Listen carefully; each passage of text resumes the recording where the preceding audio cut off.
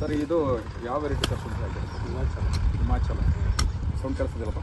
ಹಾಂ, ಹಿಮಾಚಲ ಹಾಕಿದೆ ಸರ್. ಎಲ್ಲರೂ ಕೂಡ ರಗೋಡಿ ಹಾಕ್ತಾರೆ, ನೀವೇ ಹಿಮಾಚಲ ಹಾಕಿದ್ರೆ ಇದು ರೋಗ ನಿರೋಧಕ ಶಕ್ತಿ ಜಾಸ್ತಿ ಐತೆ. ಆಯಿತು, ಓಕೆ. ಅದಕ್ಕೋಸ್ಕರ ಆರ್ಗಾನಿಕ್ ಮಾಡಿದರೆ ಮೇಂಟೆನೆನ್ಸ್ ಕಮ್ಮಿ, ಹಾಂ, ಇಳುವರಿ ಸ್ವಲ್ಪ ಕುಂಠಿತ ಆದ್ರೂ ನಮಗೆ ರೋಗ ನಿರೋಧಕ ಶಕ್ತಿ ಜಾಸ್ತಿ ಇರೋದ್ರಿಂದ ತುಂಬ ಬೆನಿಫಿಟ್ ಇದೆ. ಜಾಸ್ತಿ ಖರ್ಚು ಮಾಡಿ ಜಾಸ್ತಿ ಸಂಪಾದನೆ ಮಾಡಿ ಬದಲು ಕಮ್ಮಿ ಖರ್ಚು ಮಾಡಿ ಜಾಸ್ತಿ ಲಾಭ. ಇದು ನೋಡಿ, ಒಂದೇ ಒಂದು ಇದರಲ್ಲಿ ಬಂದಿರೋಂಥ ಗೆಡ್ಡೆ. ಒಂದು ಪೀಸಲ್ಲಿ ಇಷ್ಟು ಗೆಡ್ಡೆ ಬಂದಿದೆ. ಗೆಡ್ಡೆ ಅಂದಾಜು ಒಂದು 3 kg ಮೇಲೆ ಬರುತ್ತಾ? 3 ರಿಂದ 4 kg ಬಂದು 3 kg-ಯಿಂದ 4 kg ಬರುತ್ತೆ.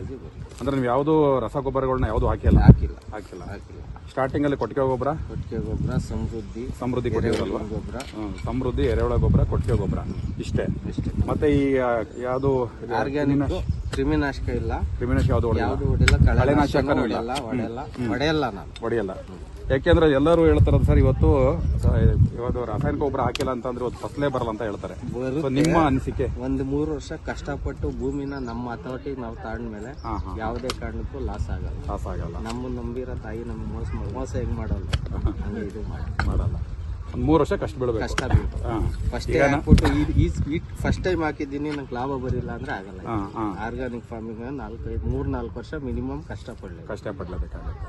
ಈಗ ನಿಮ್ಮ ಅಂದಾಜು ಇದು 1 ಎಕರೆ ಅಂತ ಹೇಳಿದ್ರಿ, ಬೌಂಡ್ರಿ 1 ಎಕರೆ ಅಂತ ಹೇಳಿದ್ರಲ್ಲ, ನಿಮ್ಮ ಪ್ರಕಾರ ಎಷ್ಟು ಚೀಲಗಳು? 300 ರಿಂದ 460 kg ಚೀಲ, 300 ರಿಂದ 400 ಚೀಲ ಬರ್ಬೋದು. 300 ರಿಂದ 400 ಚೀಲ ಸರಾಸರಿ. ಇವತ್ತಿನ ರೇಟ್ ನಿಮ್ಗೆ ತೃಪ್ತಿ ಆಗಿದೆಯಾ? ಈ ಸತಿ ಪರವಾಗಿಲ್ಲ. ಈ ಸರಿ ಪರವಾಗಿಲ್ಲ. ಆಮೇಲೆ ನಾನು ನಿಮ್ಗೆ ಕೇಳ್ಬಿಟ್ಟೆ, ಇದೆಲ್ಲ ಬರೀ ನೀವು ಬಿತ್ತನೆಗೋಸ್ಕರ ಮಾಡ್ತಾ ಇದ್ದೀರಾ? ಬಿತ್ತನೆಗೆ ಮಾತ್ರ ಅಷ್ಟೇ. ಈಗ ಎಷ್ಟು ಎಕರೆ ಹಾಕ್ಬೇಕು ಅಂತ? ನಾನೇ 170 ಚೀಲ ಹಾಕ್ತೀನಿ. ಈಗ 170 ಚೀಲ ಆಗ್ತಾ ಇದ್ದೀರಾ? ಸೊ ಸಮೃದ್ಧಿಯಿಂದ ನಿಮಗೆ ಫಸ್ಟ್ ಚೆನ್ನಾಗಿದೆ ಸರ್. ಸಮೃದ್ಧಿ ಆರ್ಗಾನಿಕ್ ಯಾವುದೇ ಗೊಬ್ಬರ ಆಗಲಿ ಹಾಕ್ರಿ, ಕೊಟ್ಟಿಗೆ ಗೊಬ್ಬರ ಆದಷ್ಟು ಜಾಸ್ತಿ ಹಾಕಿ. ಅದು ಬಿಟ್ಟು ನೀವು 20-20 ಅವೆಲ್ಲ ಏನಿದೆ ಅವಶ್ಯಕತೆ ಇಲ್ಲ. ಓಕೆ ಸರ್, ಥ್ಯಾಂಕ್ ಯು, ಧನ್ಯವಾದಗಳು.